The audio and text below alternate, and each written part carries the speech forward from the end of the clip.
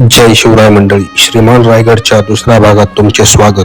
माफी मागतो कारण मध्येच रायगडचा दुसरा भाग टाकायला उशीर झाला, कारण आपण नवीन वर्षाची सुरुवात महाकालेश्वरच्या दर्शनाने करावी यासाठी उज्जैन ओंकारेश्वरला गेलो होतो. आणि मंडळी, या ठिकाणचे ब्लॉग आपल्या पेजवर आहेत, नक्की बघा.